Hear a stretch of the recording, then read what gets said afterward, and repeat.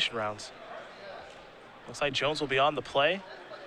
And we are about to be underway here in round number 15. Not only is a win a top 8 berth, which is great in its own right, with the record of X2-1 will probably be among the top 4 seeds.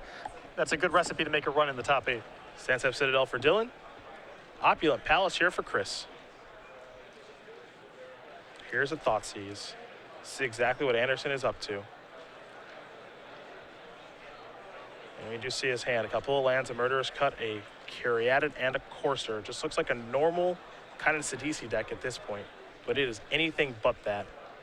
There's apparently a Rhino hiding out as well. Hidden. Yeah. Concealed. Rarely is a Rhino able to hide itself. That turn, just Thoughtseize, obfuscated. You mentioned Anafenza, this card that plays a pretty big role in this matchup. You know, it's weird because it plays a role in the fact that, you know, this isn't a Whip of Erebos deck, but it is a deck that does want to put some creatures in the graveyard to be able to trigger Sidisi and, of course, to put Soul Theros down there. So it's a little bit interesting in that regard. It is not, you know, again, as you mentioned, not exactly a Whip of Erebos deck, but it is close enough for the purposes of Anafenza. It's going to be very disruptive to Chris, on top of just being a very large creature. Chris is going to play a land pass the turn back. He saw Caryatid was taken by Thoughtseize. Dylan does have a copy of Llanowar Waste as his third land, perhaps.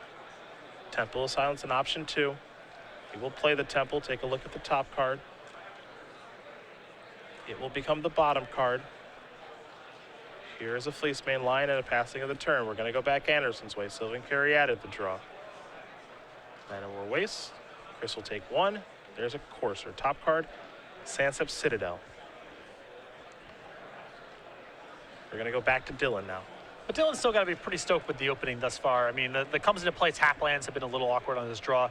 Try to get the Temple out of his hand last turn instead of deploying Anafenza. But removal spells, Anafenza, a threat already in play. Chris's hand with not a lot going on. Fleecemane Lion going to come into the red zone here. Well, it's curious to see if Chris would have any interest in blocking Bile Blight, Obs on Charm, certainly considerations.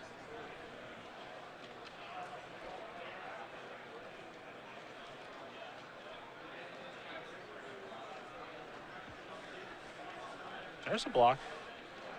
There's Bile Blight. And I don't hate this because what this is, okay, you're going to Bile Blight my creature and take it off the table. Okay, that's your entire turn. And it's another creature, it's another card in the graveyard for the Murderous Cut. Yeah. Chris would really like to set up 2 spells in 1 turn, ideally, so. I don't think that exchange of resources is a poor one. I think that is A-okay if you're Andersen. The only thing you're disappointed about is Bile Blight's not the easiest card for Dylan to capitalize on in this matchup. You know, Chris, I'm sure, was hoping for something like Obs on Charm, something with a little more substance to it, but it is at least Dylan's entire turn. Andersen looking at Siege Rhino, Courser in hand as well, Caryatid 2. Hard to pass up on casting a Siege Rhino, though. And he will not do that. So the big fella's here. Little drain, little gain. Pass the turn back over to Jones. Jones will draw. Citadel is what he's found. 2 lands in hand in Citadel and Waste. Anafenza and Hero's Downfall. Chris is trying to exhaust his resources. And if he can exhaust everything that Dylan does have, his bigger cards can take the game over. There's Hero's Downfall. Here's the attack. Another card in the graveyard for Murderous Cut. Yeah, that was a window there for Dylan to go monstrous with Fleecemane Lion, which is perhaps something I would have liked to see there. And then you can follow up with your removal spell the following turn.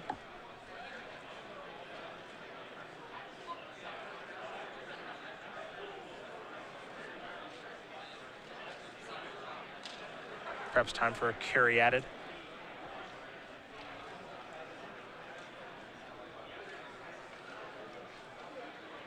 Caryatid plus Cut's an option this turn. Looks like he's going to take the opportunity to do that. He doesn't want to get into some staring contest where Dylan is just passing with all of his mana up, attacking for 3 every turn. Yeah. The draw this turn was a copy of Anafenza.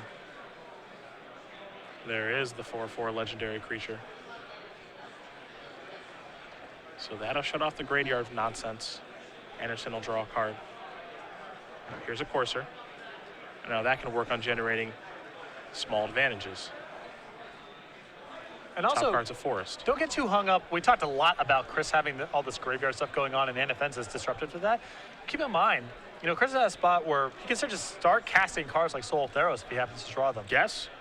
There's the attack. 4 damage is dealt. Jones is going to pass the turn back. Andersen will draw a copy of Mana Confluence. Commune with the Gods on top of his deck. Not a bad card to have there. Trigger Courser. Into the red zone. A very close first game here. Let's see what Jones is able to pick up. Copy of Bioblight. Not all that impressive right now. Yeah, Dylan's missed on a couple draws here. You feel like if he had found one of his, you know, even something like Fleecemane Lion or Rashash as Death Dealer would have been huge draws. Well, he's drawn spells. Yes, they are inoffensive. They're inoffensive, yeah, that's the problem. 4 is going to come into play. Murderers cut the top card.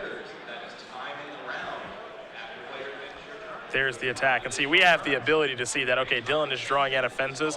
Does Chris pick up on that information? Does he want to cast Commune right now, or does he say, I want to draw Murderous Cut? It looks like he wants to cast Commune. I think he's got so many good looks at just random big stuff here. It doesn't have to be Murderous Cut.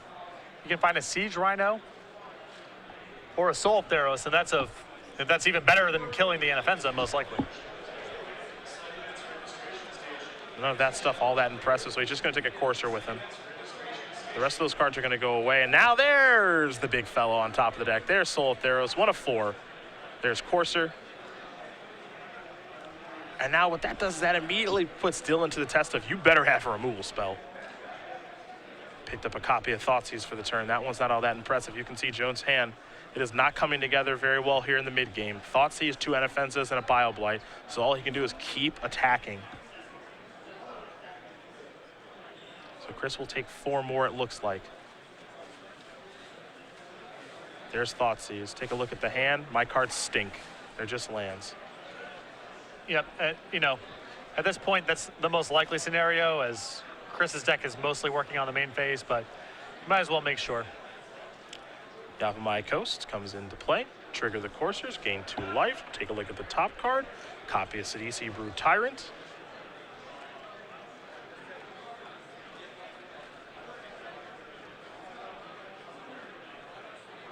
Andersen, how he wants to use the soul is interesting.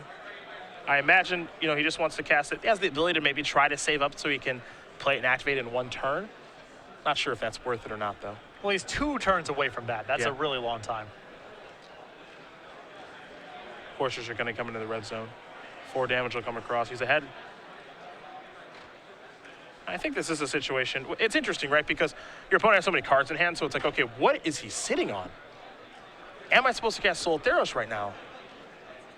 And that's what Chris is trying to figure out right now. Again, we have the privilege to see his hand, and he's drawn 2 copies of Anaffenza and Bioblight, and he's actually not going to deploy.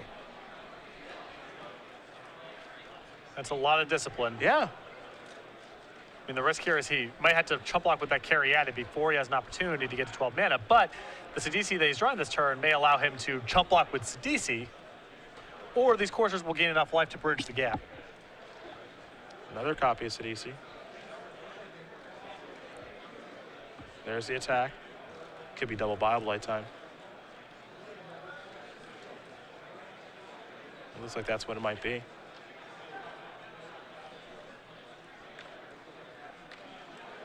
So there go the Coursers.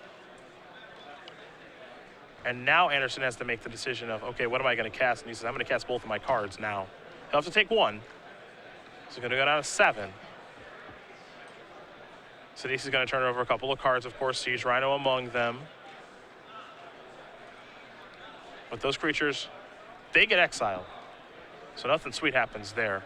Siege Rhino, the draw here for Dylan. If that was the play that Dylan was going to make, then I would have strongly preferred for him to do that before Chris entered combat, because the 2 life from the Coursers there is a big deal. Yeah. And if you're going to use the 2 Bioblights the minute that Chris goes into combat, it's not like you're waiting for more information.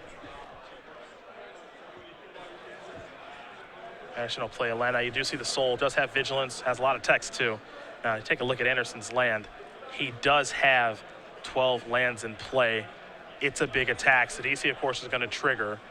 And those cards are going to get exiled, those creatures. The land will go into the graveyard. But the fact that Andersen has 12 mana in play at this point, you see Dylan's going to take a look. I don't think he's going to like what he sees.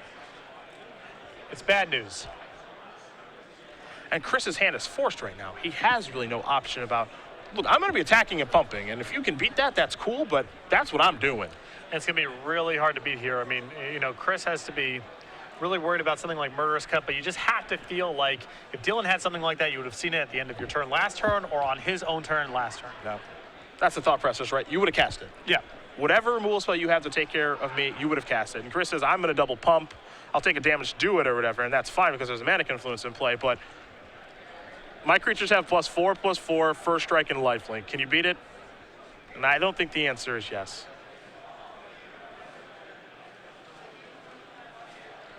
So Dylan's going to lose his squadron.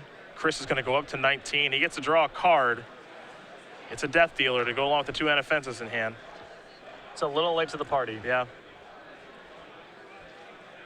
And while it might seem like if you're watching this game, it's Soul of Theros and Sidisi, those are the creatures that are attacking for the relevant points of damage.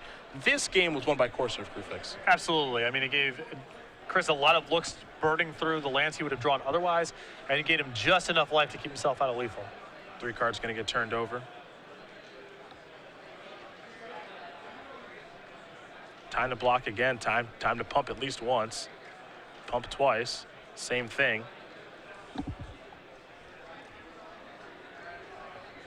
So Dylan's going to lose his board again here. Chris is going to go up to 34. He'll play Yavimaya. He'll take a point of damage to play an Elvish Mystic. And Dylan Jones may get just one more draw step here. Picked up another copy of Death Dealer, I suppose. Different verse, same as the first. We can play this turn again. Yep. This is 2 more chump blocks and some damage coming across. And if you're in Chris' position, it's just fun to get to play out these games. Sure. Turn over a couple of cards. You can see the role that Anafensa can play in this matchup, though. Potentially. You know, it was very powerful for Dylan. Drawing too many of them is ultimately what doomed him this game. Yeah. And a bunch of damage is going to come across here. As you mentioned, drawing the second and third Andersen, we were in the mid-game there and both players playing at the top of the deck. Absolutely brutal. If it was a card like Fleecemane Lion or Death Dealer or Siege Rhino, the game probably goes to Dylan. Though, you know, if you go back there, I think that I would have gone monstrous with the Fleecemane Lion earlier on in the game. What ended up happening was the Fleecemane Lion ate a Murderous Cut, and then all those Indefenses came rolling off. What probably happens in the alternate world is your Fleecemane Lion is monstrous, which is all sorts of problems for Chris. Your first Indefensa eats a Murderous Cut. Your backup goes unchecked, and that might be the difference. And there's a Fleecemane Lion in play the entire time. Oh, it's sure. not going anywhere, yeah, of course. And that card backed up by Anafenza is very challenging for Chris to beat because he basically has to go through the graveyard to do something about it. Either way, Chris Andersen will win game number 1 here over Dylan Jones. 4-color mid-range, up a game over Robs on aggros. We take a look at the sideboard. We will start with Dylan as he will be on the play. You've got a Reclamation Sage, 2 copies of Back to Nature, an additional Murderous Cut to go along with the first one in the main deck, 2 Sorin Solemn Visitor, 2 Elspeth Sun's Champion, 3 copies of Glare of Heresy, and 4 copies of Drown in Sorrow. Some nice options here for Dylan. I like bringing in the Glares of Heresy. You know, Chris has got a bunch of white permanents here. Siege Rhino most notably. There's Wingmate Rod, there's Soul of Theros. Good to bring in that. I think the extra Murderous Cut's fine. And I don't mind Sorin in this matchup. Chris is a little soft in the air, so I think it's fine to bring in. I like Elspeth, too. I think that Elspeth, the minus ability, can actually clear some stuff up here. That's true. I am concerned with this trying to play a long game. I think even if Elspeth's reasonable, he might get caught in a position where he has too many expensive spells in his hand and Chris overpowers him regardless. The minus power on Elspeth is definitely attractive, so he may go to it, but I would just be worried about having too many expensive cards in the deck in some. Fair enough. What do we see on Andersen's side? 2 Glare of Heresy, 2 Treasure Cruise, 3 Drown in Sorrow, 2 Disdainful Stroke, a Thoughtseize, 2 Negates, a Banishing Light, a Suspension Field, and a Farika God Affliction. I like the Suspension Field a lot in this matchup, the Banishing Light. I do not really that big of a fan of Disdainful Stroke because Dylan can get some pressure early on. I think the opportunity cost for leaving up 2 mana is fairly high. The 2 copies of Glare of Heresy as well. Just more cheap removal because I think if Chris gets to the mid game and then into the late game, he's got a big edge. As we just saw in that last one. Absolutely. Even with his graveyard shut off. Yeah. Once he goes long, he's a big favorite. Okay, number 2 going to be underway here between Jones and Andersen in just a moment. But you guys may have noticed who are watching, we do appreciate having you, of course, that the SCG Live Chat is back. Join the feature match area with us. Yeah, absolutely. If you are not a subscriber, it is slow mode chat, which means 1 post every 2 minutes. You can, if you subscribe, you get subscriber-only mode, and you can post as much as you'd like. Plus, emoticons and badges only $4.99 a month. Twitch.tv/SCG Live. Just subscribe today. You can see our emoticons. Two of us, Matthias Hunt, our penguin, and our slow play turtle. And if you've got any sweet idea for some emoticons out there, let us know. We're open to ideas. We like our slow play turtle. We like our penguin with a jetpack, and well, we kind of like Patrick and his unhappiness, but we're always open to ideas. Unhappiness is not the right word. Disappointment. I'm sorry. Disappointment. There. I'm sorry. You were disappointed I said unhappiness there, so that's your current facial expression. It's just nuance. You know what I mean? It's not about being unhappy.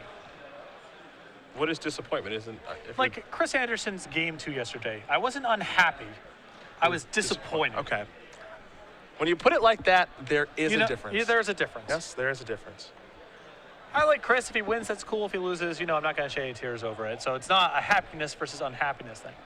It's a disappointment.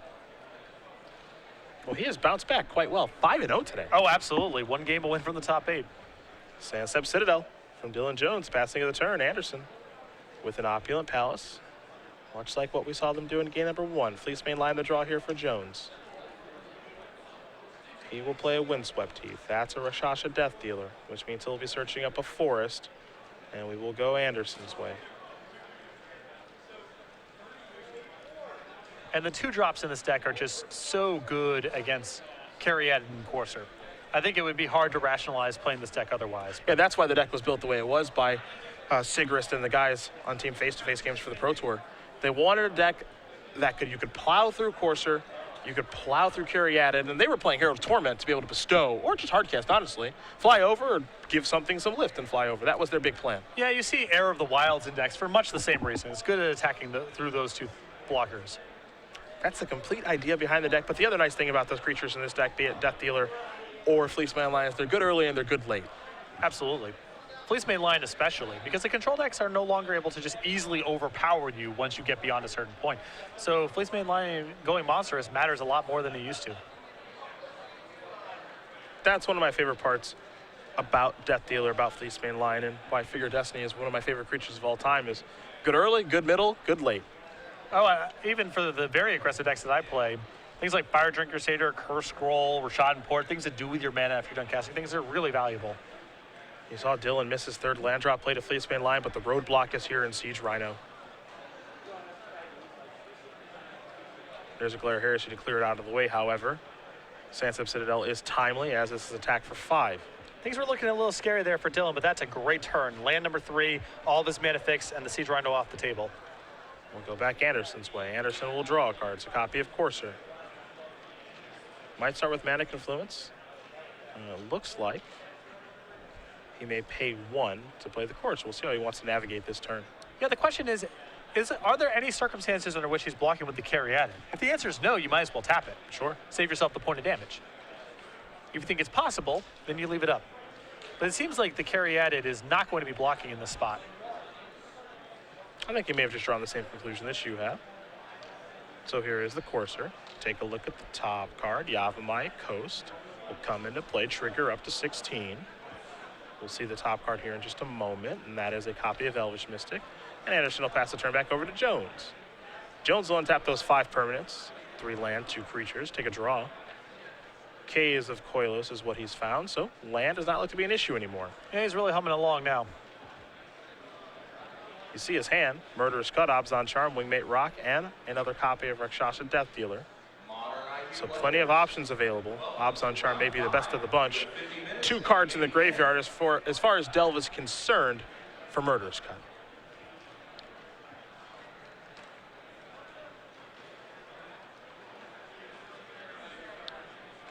Tough turn here, a lot of things to play around potentially. There is certainly a lot to think about, though this is not a bad place to start, which is just attack.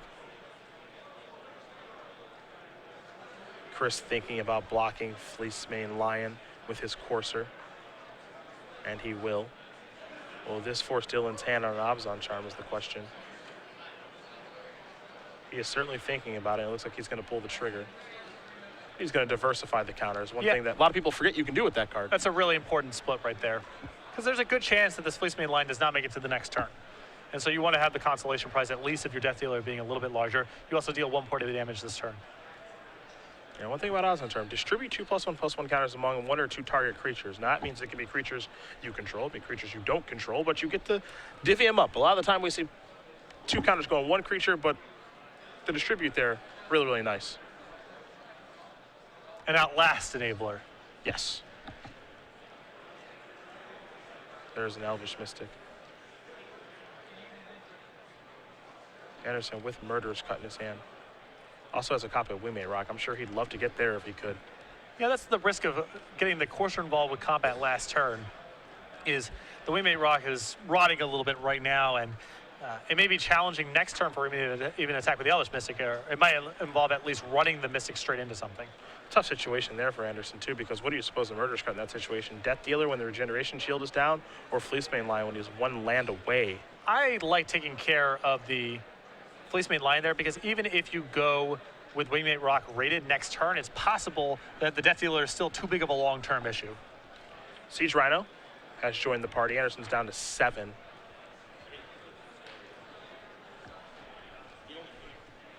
A land is the draw. Here's the attack. No. Show him who you are, Elvish Mystic. Well, it looks like it got through. I mean, a no block there, it seems like a small thing. What does the Elvish Mystic matter at this stage of the game? When someone has Soul Theros in their deck, mana and every creature counts. I am a little surprised to see no block there. It seems like it's basically risk-free. Yeah, what are you playing around there? 2 Abzan Charms? I'm struggling, you know? Yeah. I don't know what the concern would be. And 2 Abzan Charms is his turn. You're happy about that, I think. Right, and you could have just killed your Siege Rhino with that anyway. Yeah. You know. It may seem minor to get that point of damage across, but the fact that Elvish Mystic could be around to chump block that Death Dealer now, a couple turns down the road, could be a big deal. Also now Dylan's on 18. That represents a 3-turn clock. Yeah. Andersen looks like he wants to block. There's Murderous Cut, yep. So a bunch of damage is going to come across now. Murderous Cut timely there to take care of Wingmate Rock. A little bit of trample damage. We'll take care of the other token. No trample damage will come through, of course. And then the Death Dealer can work its magic. There's 1 pump. To figure out what Chris's best draw is in this situation. Might just be Soul Theros. Dylan might still put too much pressure on the table, but this is, again, having the Elvish Mystic in play, that's a chump block. Yep. Because now, right, we're in the situation where Dylan might play Windswept Heath. Sack it, get a forest, play Death Dealer, pass. Okay? Then he has a Death Dealer that's a 2/2, a Death Dealer that's a 3/3, and then a Siege Rhino in play. If Chris just plays Soul Theros off the top of his deck with the other 2 creatures, okay, Soul Theros invalidates Siege Rhino. You chump block both of the Death Dealers, and now you might just go attack with my Soul Theros, pump it, pass. It's a game again. Yeah.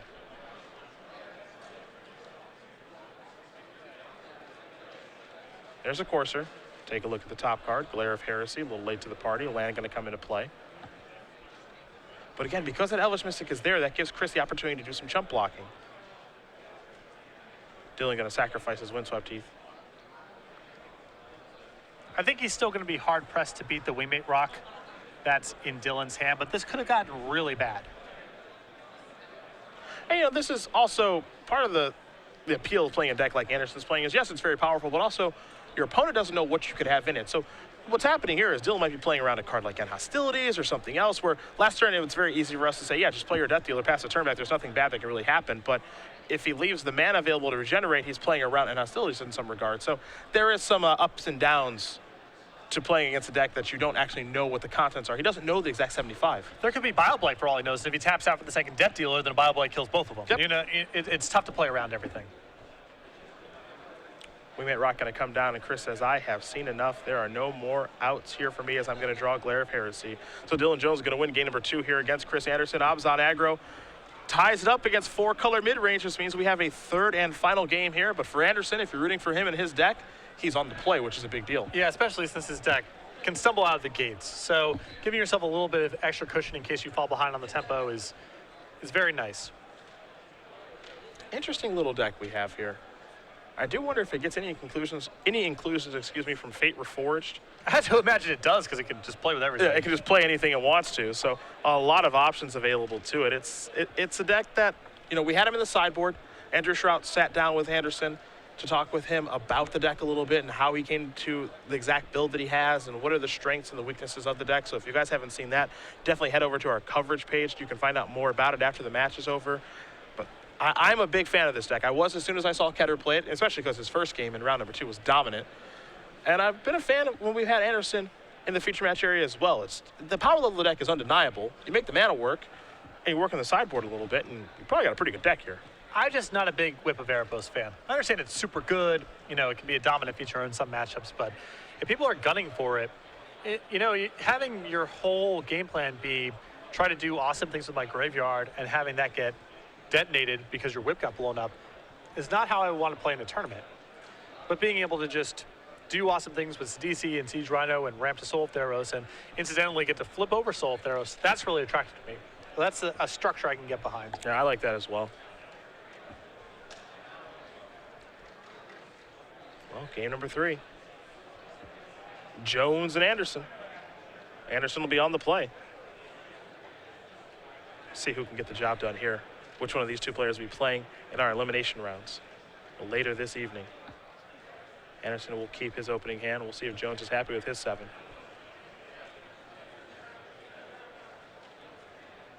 It's an Elvish Mystic to start things off. Both players happy with their 7. Siege Rhino the draw here for Jones.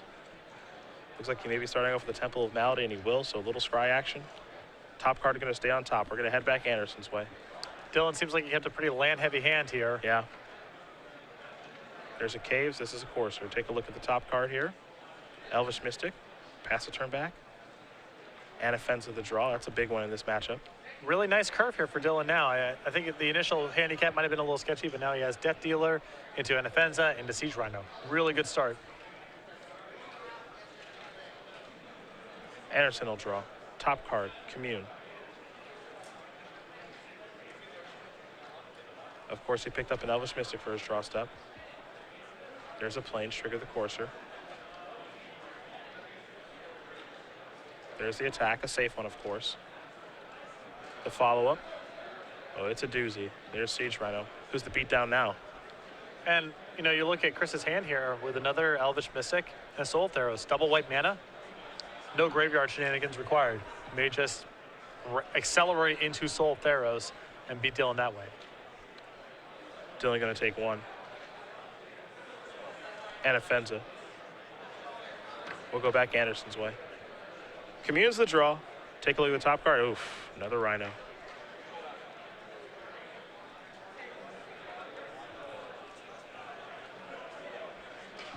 I don't think there's a lot of cards that would have caused Chris to pump the brakes on the Windswept Heath and the Commune with God on top of his deck, but I think our Rhino might be too good to pass up. Yeah, I think in this situation, you don't want to Commune. You just take the Rhino as your draw step and you Commune for something else. Yeah, I mean, he gets to just play Elvish Mystic this turn and set up a Soul of Theros next turn if he feels like it. With Siege Rhino as a consolation prize in case anything goes wrong. I like this attack in this situation too, because this really forces Dylan's hand. Are you really going to double block? I've shown that I have removal, and he's not going to. There's the Mystic. Andersen's just going to pass. He wants to draw the Siege Rhino next turn. So Jones will draw. Copy of Hero's Downfall. That's timely. Yeah, especially because he's going to be facing down Soul of Theros next turn, most likely. Time to attack. Trigger and Offensa. Counter there.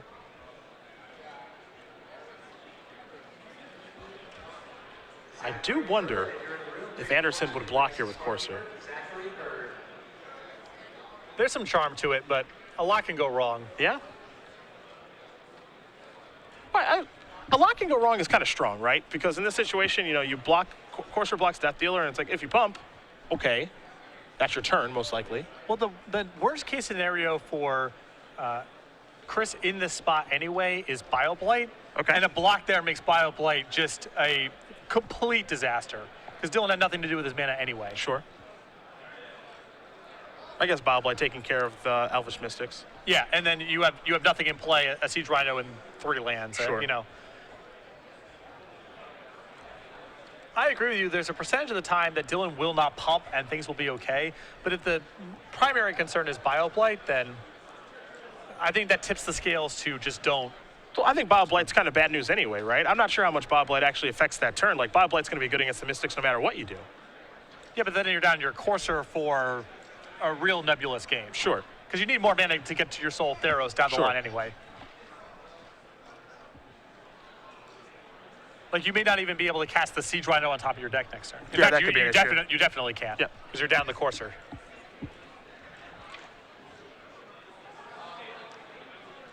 I don't even know if Bioblight's on Chris's radar. He may just value his Courser. That's a possibility, too. Yep. Top card's Murderous Cut.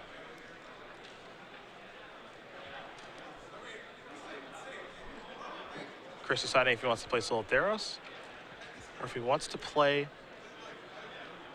Siege Rhino. He's going to go with the Rhino. So I like this play from Chris.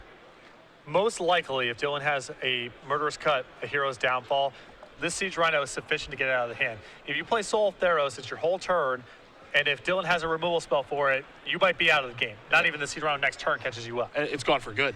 Yeah. And it's gone for good because of the Anafenza, correct? Yep. This is probably good enough to get a Hero's Downfall out of Dylan if he has one. If he doesn't, then hopefully the coast is clear for your Soul Theros. Next turn, you can give it another shot. And also the ability to just say, I'm going to Murderous Cut and Soul Theros in the same turn, depending on what the graveyard looks like at this point. He does have Commune in his hand still.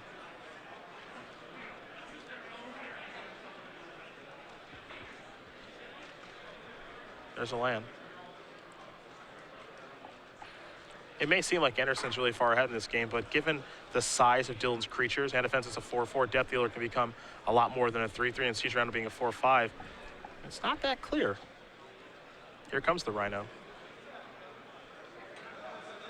It's an interesting situation. Dylan can't really make any attacks past this. I guess he could have attacked with the Death Dealer. Potentially. But he can't attack with Anafenza because there's 2 Siege Rhinos back on defense. Dylan can only kill one of them with the Hero's Downfall. This is a situation, if I'm in Chris's seat, I love to snap people off routinely with a double block. And I think if you double block with Rhinos here, what's the worst that can happen? I do not believe he has the mana to both Charm and Cut. I think he's short of mana. Currently, I believe 5 lands in play for Dylan. So he does have enough to Charm and Cut because he charms first. I think that Nope, only that's puts the 3. second, You're right, only 3. second card in the graveyard. You don't have to worry about Bioblade because you are also attacking with Siege Rhino. Correct. So that's not a concern. Charm is probably the card that's on the radar the most. And honestly, even if Dylan has some weird sequence of spells that blow you out here, they're almost certainly removal spells, and that clears the path for the Soul Theros, so you want to get online anyway. Yeah. Hero's Downfall going to kill one of these. And Chris's Rhino will have to be exiled since Anafenza is in play.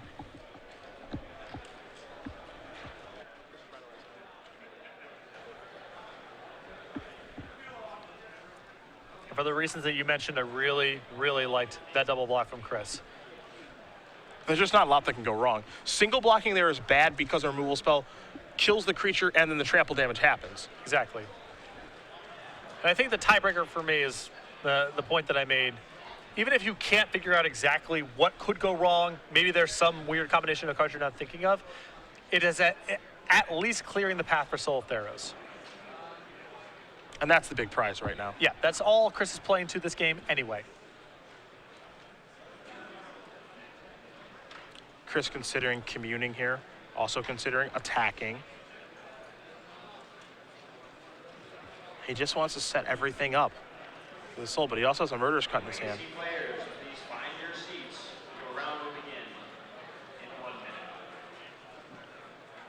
He's going to go with a cut on Anafenza, it seems. I'll take care of that. Now here's a Commune. What's important here is it makes it so the creatures actually get to go in the graveyard, and he's turned over quite a few. He's going to take a Rhino with him, but the 2 Wayfinders actually going in the graveyard as opposed to being exiled is pretty nice for future Murderous Cuts. And I'm just a huge fan of the way that Chris is trying to play this game in such a way that Dylan has to use removal on other things. Though this attack is... It would be bad if he made it. Though his top card does need to be turned over here thanks to Courser being in play, so.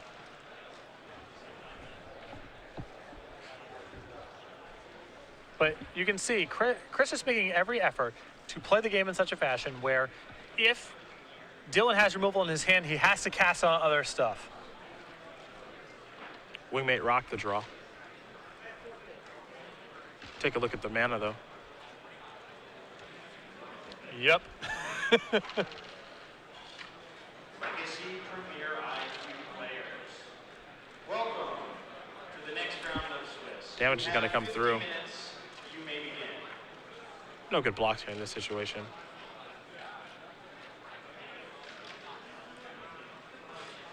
There stands up Citadel. And unfortunately here for Dylan, he can't cast the Wingmate Rock. He just has to pass the turn back, so Chris is going to very quickly untap, draws, copy of Commune. Take a look at the top card here. It's a copy of Seder Wayfinder. It feels like Dylan is at the minimum down one pump there, unless he was trying to bluff something. Yeah. And he might be trying to bluff like 2 removal spells in this situation. But I'm just not buying 2 removal spells. If I'm in Chris's seat, you would have probably seen a different attack last turn. Yeah. There's a soul. Chris thinks the coast is clear. He might be right. He'll just pass the turn back. Dylan needs to draw a removal spell right now. He drew a Fleecebane Lion.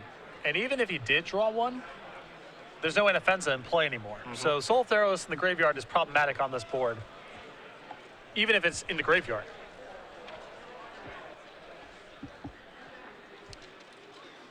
And I'm with you. I like the way that Chris has played this game. He's had Soul of Theros for some time. He knows that that's the prize in the matchup. If I can get this on a clear board or empty board or exhaustive removal spells, and I cast this and he doesn't kill it, and I get to untap with it, it's lights out like we saw in the first game. There's nothing that Dylan can do about it. And just keep pushing on Dylan with other cards, other resources. So by the time he's stopped casting removal spells, you can be confident they're not there at all. Because enough bad stuff is happening with the Siege Rhino, with the Courser Crew Fix, with other things that are going on that you would have seen it by now.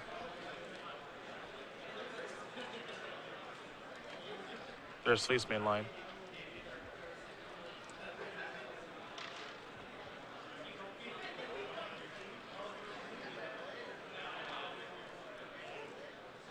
Chris will draw a card very quickly. Manic Influence, trigger. Take a look at the top. Manic Influence will be the draw next turn, assuming we have a next turn. But everything's coming in. Now, this is one of the few times where Elvish Mystic sure does look good, because Soul of Theros is out there side by side with it. There are some ups and downs of playing that card. Of course, it needs to be in the deck as a creature to turn it over. But right now, attacking with everybody and the text on Soul of Theros, it looks great. Well, Chris opened up this game on turn 1 Elvish Mystic and a turn 2 Courser and never had any color mana issues. Yeah. And those are the types of draws, those are the types of games where you really see the merit of having a bunch of copies of Elvish Mystic.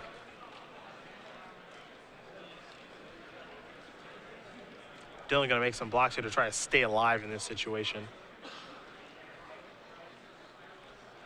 But staying alive is no long-term plan, because no matter what happens here on combat, barring some sort of fog, it's just going to be a ton of life. Yeah. And Chris has the 6 lands all set up. So you can see what his plan is and what his play pattern will be. Not only this turn, but the next couple, assuming we have some. And that is going to do it. Chris Andersen's going to win this match here over Dylan Jones, 2-1. He came in today at X2-1. He went 6-0 today. He'll be playing in the elimination rounds. And most likely one of our top 4 seeds as well. Yeah. So great run for him. You know, we commented on it a couple times. The performance he had at the end of the day with an opportunity to go into day 2 at X2 was not great. Had to sweat out and hope his tiebreakers were good enough to make day 2 and really turn it around here with a 6-0 performance. I think had really solid strategic play in that match, knew what mattered, and now finds himself in the top 8. So congratulations to Chris Andersen, well deserved.